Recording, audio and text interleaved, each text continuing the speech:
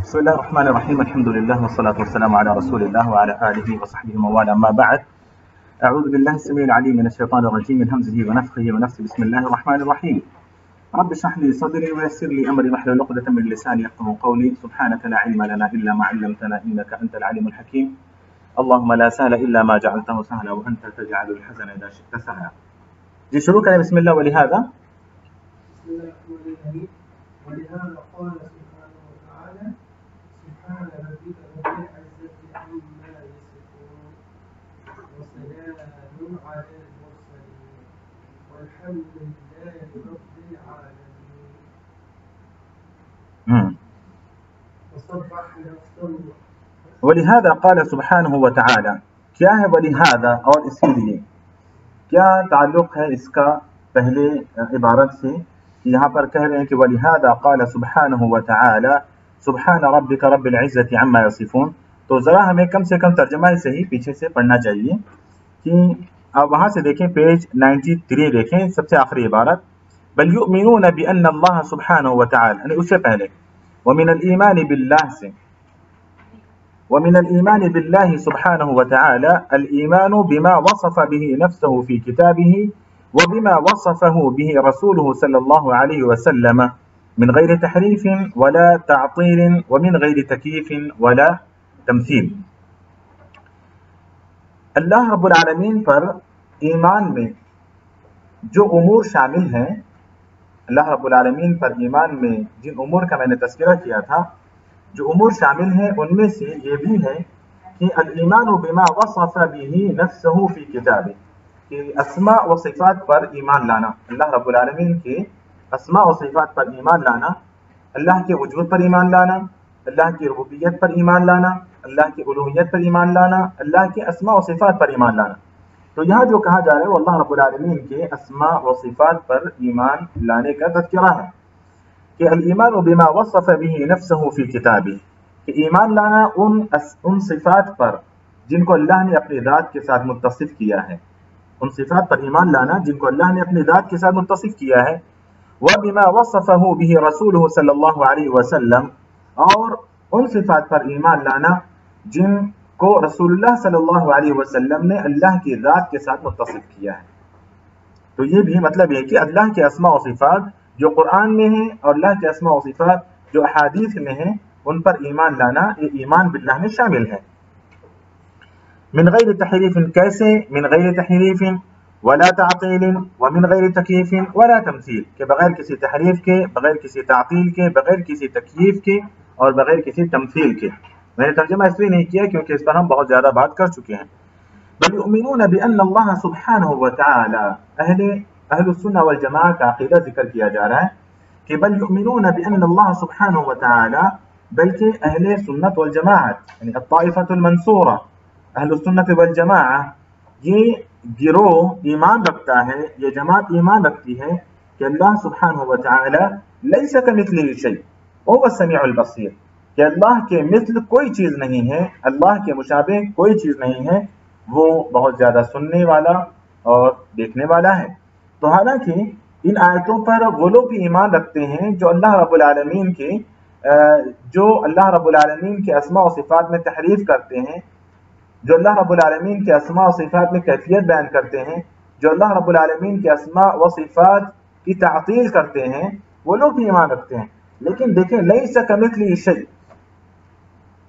وہ کہتے ہیں کہ اس کے مثل کوئی چیز نہیں ہے. جو کیفیت بیان کرتے ہیں ہم ان سے کہیں گے لیس کمثلہ شیء، کیونکہ کیفیت اگر بیان کریں گے تو کیفیت ہم اس چیز کی بیان کریں کہ اس جیسا کوئی ہو. لاسٹ شاید لیسن ہمارا اسی پر رکا تھا کہ اس کی جیسی کوئی ذات ہو تو ہم بیان کر سکتے ہیں کہ دیکھو اللہ تعالیٰ اس کی طرح ہے، اللہ تعالیٰ ایسے دیکھتا ہے. لیکن اللہ اپنے متعلق کہتا ہے کہ لیس کمثلہ شیء، اس کے مثل کوئی نہیں ہے. اچھا، معطلہ اسی آیت کے حصے پر ایمان ان کا زیادہ ہے، کہتے ہیں لیس کمثلہ شیء، اسی لیے سارے اسماء و صفات کو نہیں مانتے یا پھر انکار کر دیتے ہیں، یا پھر بعض اسماء و صفات کا بعض لوگ انکار کر دیتے ہیں. حالانکہ اللہ رب العالمین نے آگے کہا وَهُوَ السَّمِيعُ الْبَصِيرُ، اللہ نے ثابت کیا اپنے لیے، اپنے نام کے، اپنے صفات کو اللہ رب العالمین نے ثابت کیا ہے وَهُوَ السَّمِيعُ الْبَصِيرُ کہہ کر. پہلے اللہ نے خود کہا کہ اس کے مثل کوئی نہیں ہے، تو کہیں یہ نہ سمجھ جائیں کہ وہ بے شکل و صورت ہے، اس کی کوئی صفت نہیں ہے، اس کا کوئی نام نہیں ہے، فوراً اللہ نے کہا کہ وہ سمیع البصیر، اس نے ثابت کیا کہ وہ سنتا بھی ہے اور دیکھتا بھی ہے۔ بات سمجھ رہے ہیں؟ چلیں آگے، فلا ينفون عنه ما وصف به نفسه، اہل سنت والجماعت نفی نہیں کرتے ہیں ان صفات کی جن کو اللہ نے اپنی ذات کے ساتھ متصف کیا ہے۔ اہل سنت والجماعت اس کی نفی نہیں کرتے، اس کا انکار نہیں کرتے ہیں، اور نہ ہی ولا يحرفون الكلم عن مواضعه، نہ ہی اس کے معنی بدلتے ہیں، نہ ہی الفاظ بدلتے ہیں، نہ ہی معنی بدلتے ہیں، ولا يحرفون الكلم عن مواضعه ولا يمثلون صفاته بصفات خلقه، اور نہ ہی اللہ رب العالمین کے صفات کی تمثیل یا تشبیہ بیان کرتے ہیں مخلوق کے صفات سے۔ اچھا تو وہ چھوڑ گیا، ولا يلحدون في اسماء الله تعالى وآياته، نہ ہی اہل سنت والجماعت الحاد کرتے ہیں اللہ کے اسماء و صفات میں اور اس کی آیتوں میں۔ الحاد کا کیا مطلب ہے؟ وہی ہے جو میں نے ذکر کیا تھا، جو اوپر شیخ الاسلام نے ذکر کیا ہے، ولا يحرفون، تحریف الحاد ہے، معنی کو بدل دینا الحاد ہے، کوئی اور معنی ذکر کرنا الحاد ہے، تمثیل الحاد ہے، تشبیہ الحاد ہے، تعطیل الحاد ہے اللہ رب العالمین کے اسماء و صفات میں۔ یہ الحاد کی تمام اقسام ہیں، تحریف، تشبیہ، تمثیل اور تعطیل، یہ الحاد کی صورتیں ہیں، اور تکییف، یہ سب الحاد کی صورتیں ہیں۔ اہل سنت والجماعت الحاد نہیں کرتے ہیں، ولا یکیفون ولا یمثلون صفاته بصفات خلقه، اور نہ ہی اہل سنت والجماعت اللہ رب العالمین کے صفات کو مخلوق کی صفات سے تشبیہ دیتے ہیں۔ یہ اہل سنت والجماعت کا عقیدہ ہے۔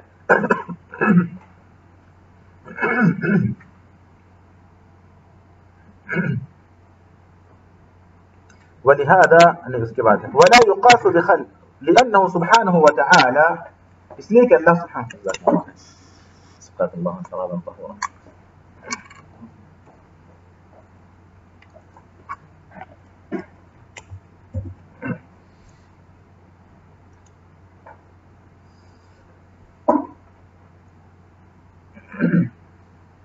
لأنه سبحانه وتعالى لا سمي له ولا كفء له ولا ند له، پھر ہم اللہ رب العالمین کی کیفیت ہم کیسے بیان کر سکتے ہیں؟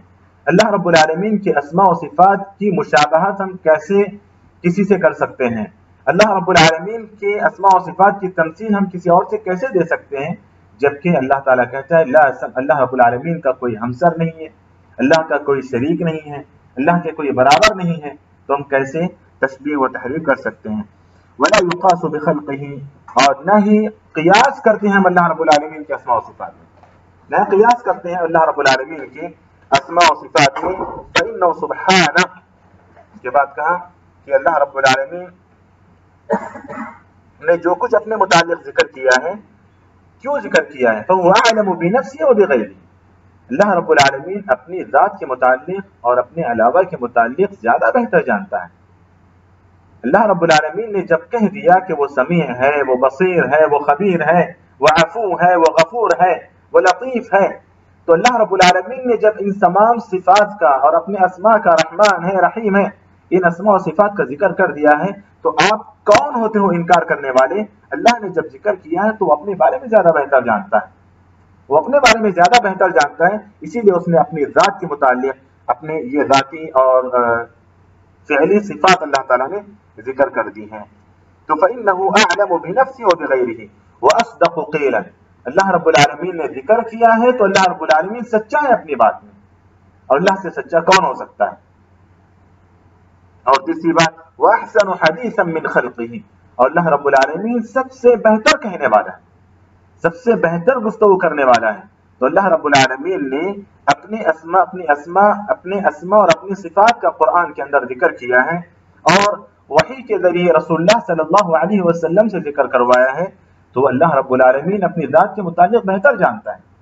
تو یہاں پر شارحین لکھتے ہیں کہ کسی کی بات کو قبول کرنا ہے، ایکسپٹ کرنا ہے، تو اس کے لیے شرائط ہے کہ وہ بندہ صاحب علم ہو، جس کی بات آپ قبول کر رہے ہیں یا جس کی بات آپ لینا چاہتے ہیں، دیکھیں وہ صاحب علم ہے کہ نہیں، بندہ وہ صاحب علم ہو۔ بہت سارے صاحب علم ہوتے ہیں لیکن پھینکتے ہیں، عجیب عجیب واقعات ذکر کرتے ہیں، پتہ نہیں کس فیکٹری سے لے کر آتے ہیں، تو کہانی سچے بھی ہوں، صاحب علم ہونا ضروری نہیں ہے، حق بات اسی سے تسلیم کی جائے گی، اسی کی تسلیم کی جائے گی اور اسی کی قبول کی جائے گی جو صاحب علم ہو اور جو سچا بھی ہو، سچا بھی ہو۔ اور پھر تیسری بات یہ ہے کہ وہ احسن اسلوب میں اپنی بات کو پیش کر سکتا ہو، احسن اسلوب میں بہتر طریقے سے اپنی بات کو پیش کر سکتا ہو، جیسا کہ اللہ نے کہا ادعو الی سبیل ربک بالحکمت والموعظۃ الحسنہ۔ تو یہ اللہ رب العالمین کے متعلق شیخ الاسلام ابن تیمیہ رحمہ اللہ کہتے ہیں کہ اللہ رب العالمین نے اپنے متعلق جب کہہ دیا ہے تو وہ اعلم بنفسہ ہے و بغیرہ ہے، اور اصدق حدیثا ہے، وہ سچا ہے، وہ علم رکھنے والا ہے، وہ سچا ہے، اور اس سے بہتر اور احسن کلام کسی کا نہیں ہو سکتا ہے۔ تو اسی لیے ہمیں اللہ رب العالمین کی ہر بات کو تسلیم کرنا ہے۔ ثم رسله صادقون مصدقون ثم رسله صادقون مصدقون او مصدقون بخلاف الذين يقولون عليه ما لا يعلمون۔ ثم رسله اس کا تعلق کہاں سے بتائیں؟ میں نے پڑھایا ہے آپ لوگوں کو تو مجھے دیکھنا ہے کتنا سمجھا تھا۔ جی جی بالکل، ثم رسله، جی بالکل اس سے اس کا تعلق ہے۔ ثم رسله، پھر اس کے رسول، پھر اس کے رسول، یہاں پر اعلم به نفسه اعلم بنفسه وبغیره، کہ اللہ رب العالمین اپنی ذات کے متعلق بھی زیادہ بہتر جانتا ہے اور اپنے علاوہ کے متعلق بھی وہ زیادہ بہتر جانتا ہے، اور وہ اصدق حدیثا ہے اور احسن حدیثا ہے، احسن قیلا ہے۔ تو کہتے ہیں اس کے بعد اللہ رب العالمین کے بعد اس کے رسول ہیں، اس کے رسول ہیں جو اللہ رب العالمین کے متعلق زیادہ بہتر جانتے ہیں۔ اللہ رب العالمین کے بعد اس کے رسول ہیں جو اصدق حدیثا ہیں، جو سچ بولتے ہیں، اور اللہ رب العالمین کے بعد اس کے رسول ہیں جو احسن کہتے ہیں، بہتر اسلوب میں بیان کرتے ہیں۔ وہ رسول جو صادقون، وہ سچ بھی بولتے ہیں، مصدقون یا مصدقون، اللہ رب العالمین کے کلام کی تصدیق کرتے ہیں یا پھر ان کے ماننے والے ان کے تصدیق کیے ہوئے ہیں، مصدقون۔ بخلاف الذین یقولون علیہ ما لا يعلمون، ان لوگوں کے خلاف جو اللہ رب العالمین یعنی صادقون مصدقون و مصدقون بخلاف الذین۔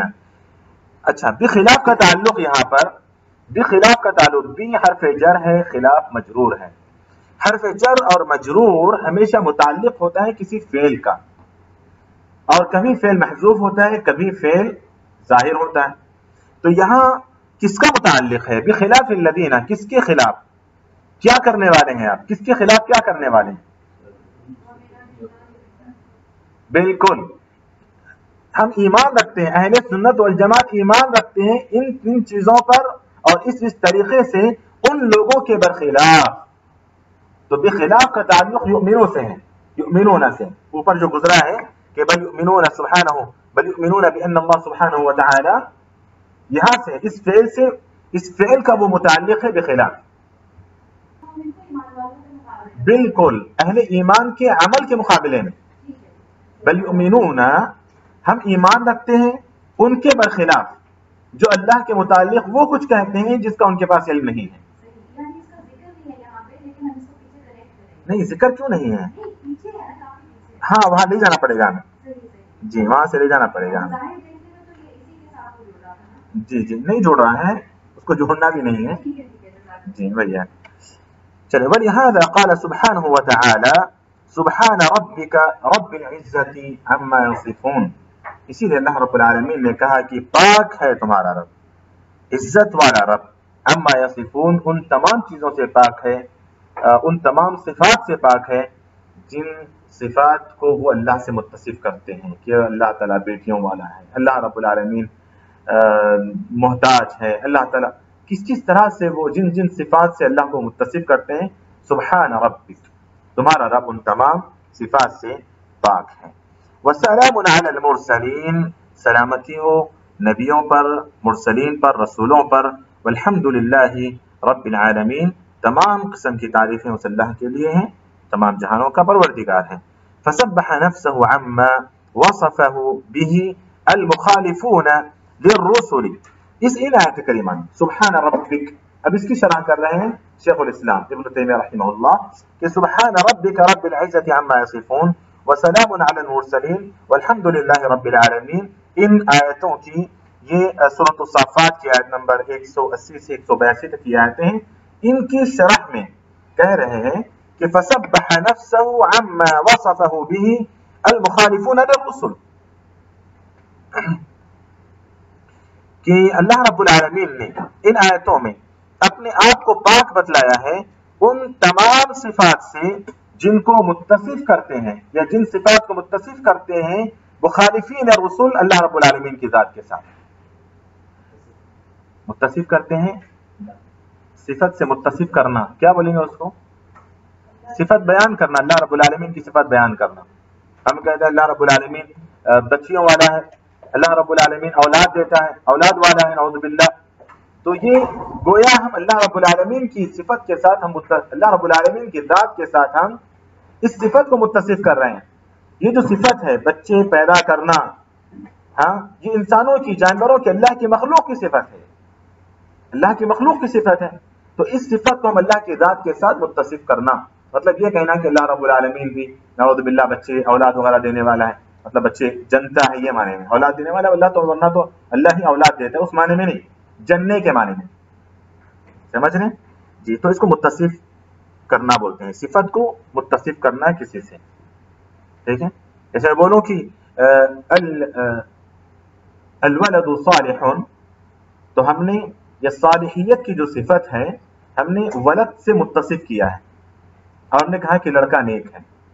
یہ نیکی کی جو صفت ہے ہم نے کس سے متصف کیا؟ اس کو ولد سے متصف کیا. سمجھ رہے ہیں بھی متصف کرنے کے معنی جی. تو اللہ رب العالمین سورۃ الصافات کی آیت نمبر 180 اور 182 ان آیات کی شرح اللہ رب العالمین نے ذکر کیا، اور اس کی شرح میں شیخ الاسلام ابن تیمیہ رحمہ اللہ لکھتے ہیں کہ لہذا قال سبحانہ وتعالی. اچھا، ان آیتوں کی شرح میں شیخ الاسلام ابن تیمیہ رحمہ اللہ کہہ رہے ہیں کہ فسبح نفسه عما وصفه به المخالفون للرسل. ان آیت کریمہ میں اللہ رب العالمین اپنی ذات کو پاک بتلا رہے ہیں کہ سبحان ربک، تمہارا رب پاک ہے ہر اس چیز سے، عما یصفون، ہر اس صفت سے جس کو وہ اللہ کے ساتھ متصف کرتے ہیں، اللہ کی ذات سے متصف کرتے ہیں، ان تمام صفتوں سے. وہ کون ہے جو متصف کرتے ہیں؟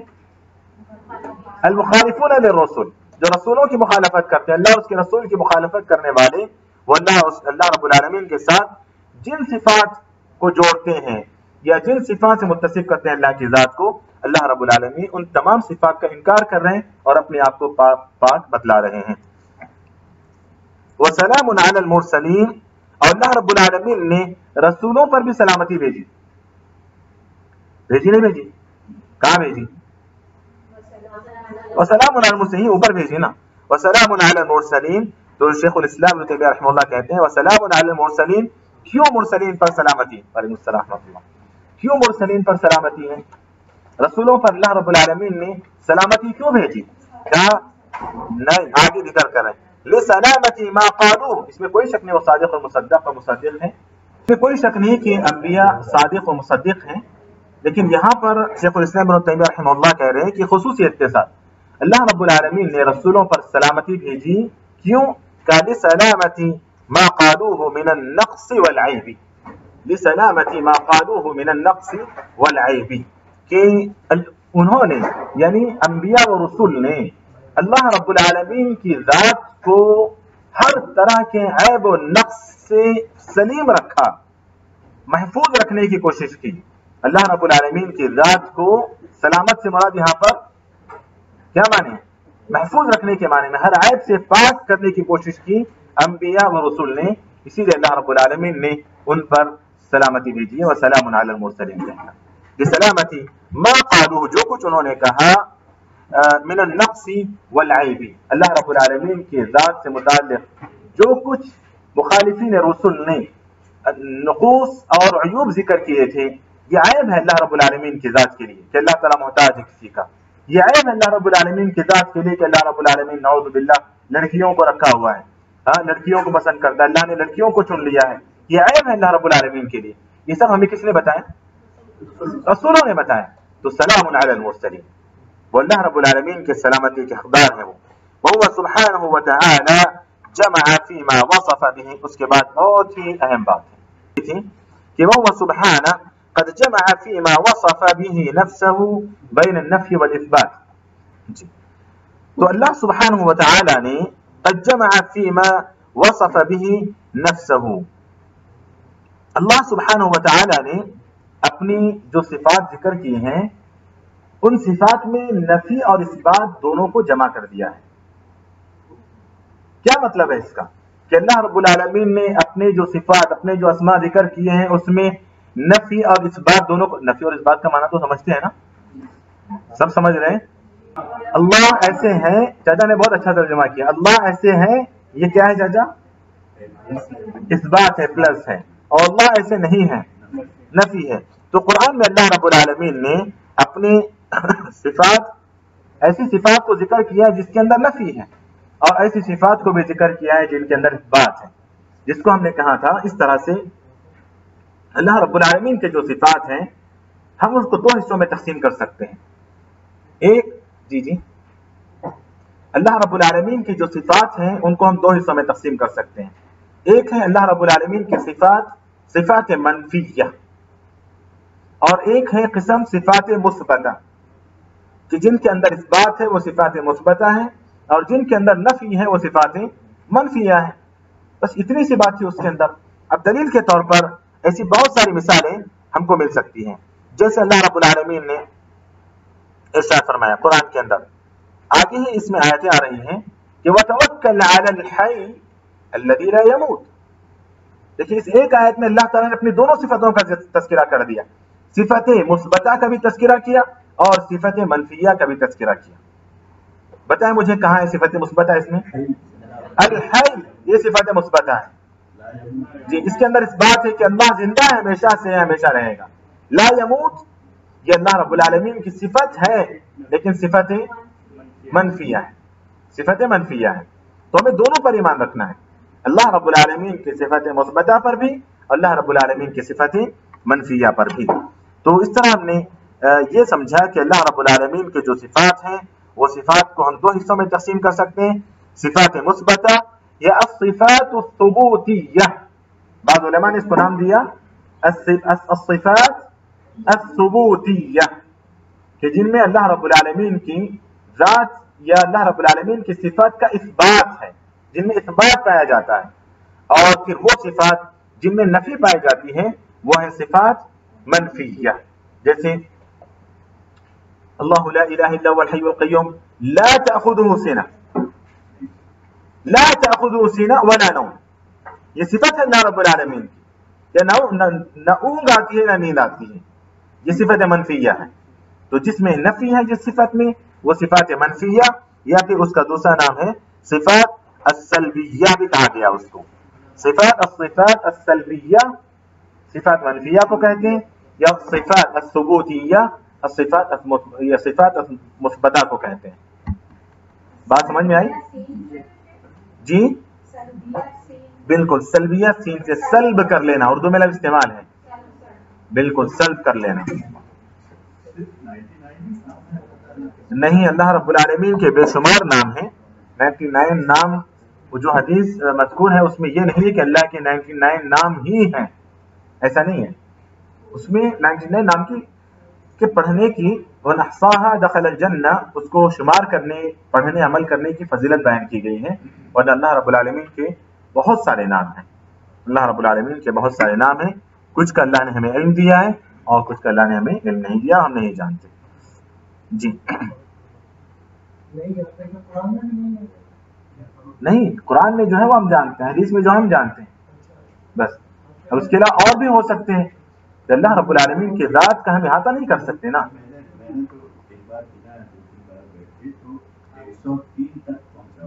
अच्छा, 103 तक पहुंच गया, माशाअल्लाह।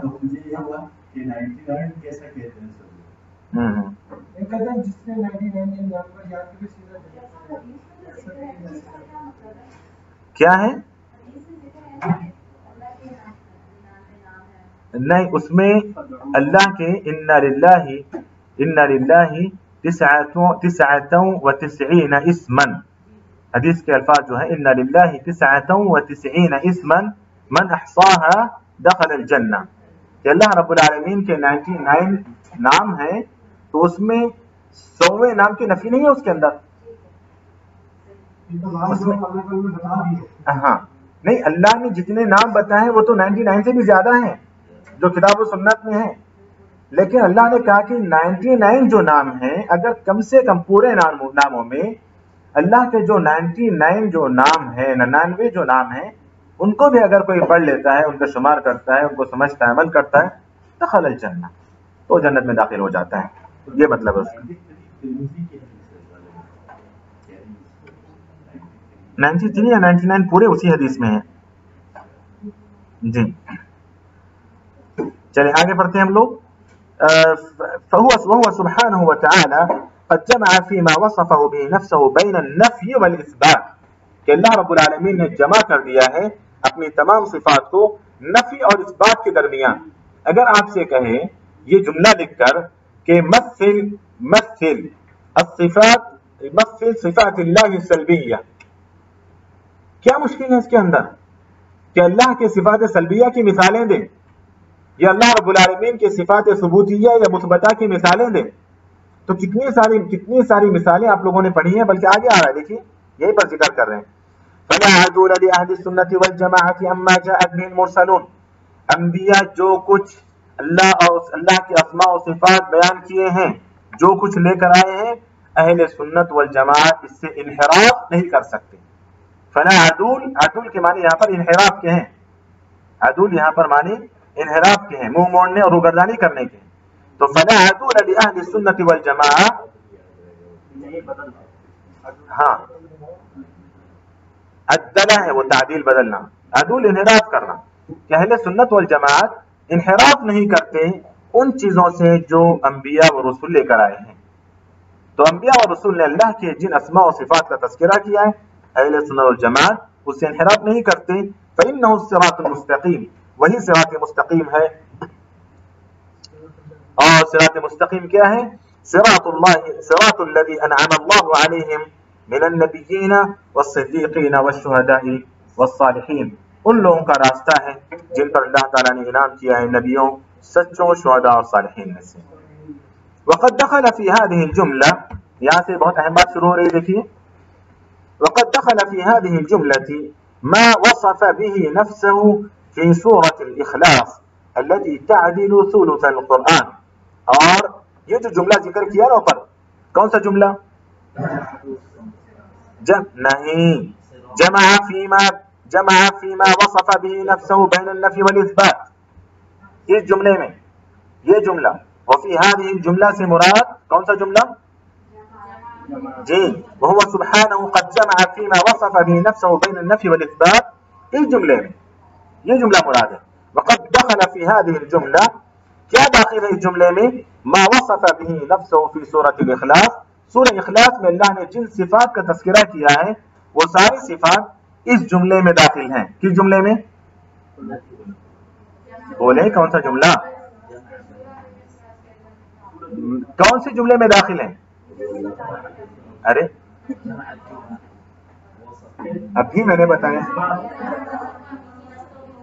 جی، شیخ الاسلام ابن تیمیہ رحمہ اللہ نے جو کہا اوپر کہ وہ سبحانہ، اللہ سبحانہ وتعالی قد جمع فيما وصف به نفسه بين النفي والاثبات، کہ اللہ نے اپنی صفات کو نفی اور اثبات دونوں میں جمع کر دیا ہے. تو اس جملے میں یہ صورت بھی داخل ہے. کیوں یہ صورت داخل؟ اس صورت کے اندر دیکھیں آپ، اللہ رب العالمین کے صفات مثبتہ بھی ہیں اور صفات منفیہ بھی ہیں، پڑھ کر دیکھیں. اور اس صورت کے بارے میں کہا کہ یہ صورت رسول اللہ صلی اللہ علیہ وسلم نے کہا کہ تعدیلو ثلث القرآن، کہ 3 مرتبہ پڑھ لیں گے قرآن کا ثواب، ارے ایک قرآن کا ثواب مل جائے گا. اچھا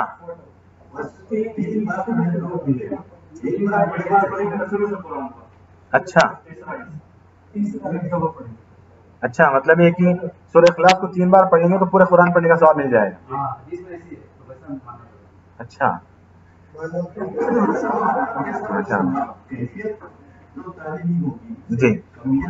دیکھیں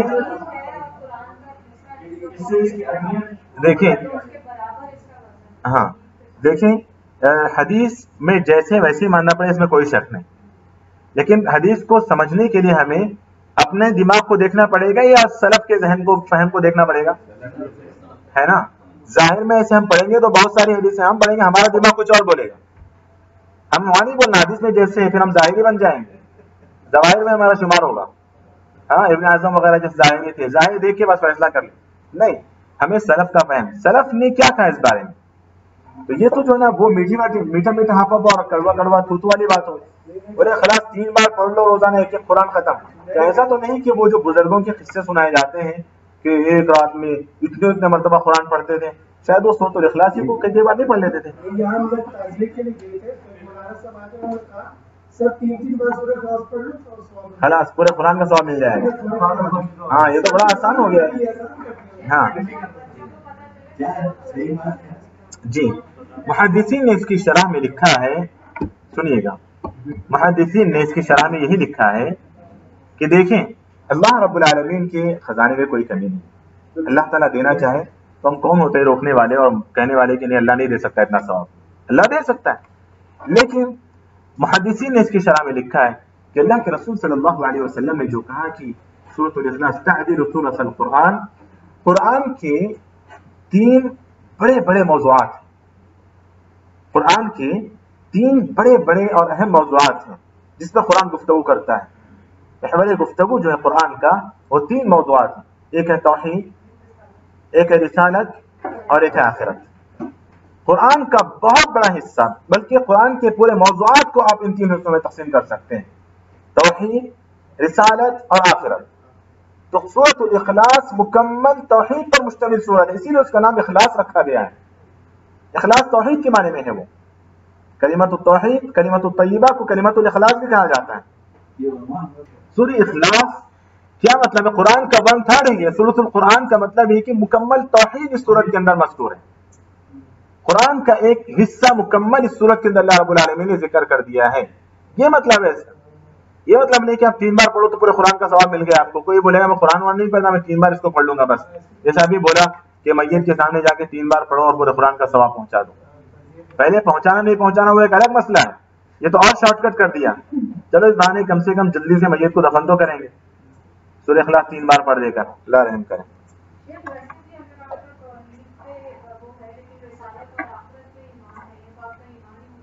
ایمانی مکمل نہیں ہے بالکل. تو بہرحال یہاں پر سورۃ الاخلاص کو جو ثلث القرآن کہا گیا اس لیے کہ قرآن کا ایک موضوع جو ثلث القرآن پر مشتمل ہے وہ توحید کا موضوع ہے، اور سورۃ الاخلاص مکمل توحید پر مشتمل ایک سورت ہے. اور اس سورت کے اندر یہاں کیوں شیخ الاسلام نے اس سورت کو ذکر کیا تو کہتے ہیں کہ اس سورت میں اللہ رب العالمین نے اپنی صفات مثبتہ کا بھی ذکر کیا ہے، یعنی صفات ثبوتیہ کا بھی ذکر کیا ہے، اور صفات سلبیہ یعنی صفات منفیہ کا بھی ذکر کیا ہے. پڑھ کر دیکھیے، قل هو اللہ، بسم اللہ الرحمن الرحیم، قل هو اللہ احد. احد ہم اللہ کو بھی لے سکتے ہیں، اللہ کا ذاتی نام ہے احد. اللہ الصمد ثبوتی نام ہے، ثبوتی ہے. اس کے بعد دیکھیے لم یلد منفی ہے، ولم یولد ولم یکن لہ کفوا احد منفی ہے. تو اللہ رب العالمین نے اس سورت کے اندر اپنی صفات ثبوتیہ اور صفات منفیہ جس کو ہم صفات سلبیہ کہتے ہیں دونوں صفتوں کا تذکرہ کیا ہے. تو اہل سنت والجماعت، اہل سنت والجماعت اللہ رب العالمین کی صفات ثبوتیہ پر بھی ایمان رکھتے ہیں، صفات منفیہ پر بھی ایمان رکھتے ہیں، کیونکہ اللہ تعالیٰ نے اپنی صفات کو دونوں میں جمع کر دیا ہے، اس بات میں اور نفی دونوں میں جمع کر دیا ہے. اس کی بڑی مثال یہاں پر سورۃ الاخلاص ہے. اور اسی طرح اس کے بعد آیت الکرسی کا ذکر کر رہے ہیں شیخ الاسلام ابن تیمیہ رحمہ اللہ. آگے پڑھتے ہیں. اس کے بعد دیکھیے شیخ الاسلام ابن تیمیہ رحمہ اللہ نے آیت الکرسی کا ذکر کیا، کہا وصف به نفسه. میرے خیال میں اگر شروع کریں گے آیت الکرسی تو پھر ٹائم لمبا ہوگا، اسی لیے ہم رکتے ہیں یہاں پر. اللہ تعالیٰ سے دعا کرتے ہیں کہ اللہ رب العالمین جو کچھ ہم نے پڑھا ہے سنا ہے اللہ تعالیٰ عمل کی توفیق عطا فرمائے. ہمیں اللہ تعالیٰ پکا سچا موحد بنائے، ہر طرح کے شرک، ہر طرح کی بدعات و خرافات سے اللہ ہم سب کی حفاظت فرمائے، آمین۔ وصلی اللہ وسلم وبارک علی نبینا محمد وعلی آلہ وصحبہ اجمعین، والحمد للہ رب العالمین۔ سبحانک اللہم وبحمدک، اشہد ان لا الہ الا انت، استغفرک واتوب الیک۔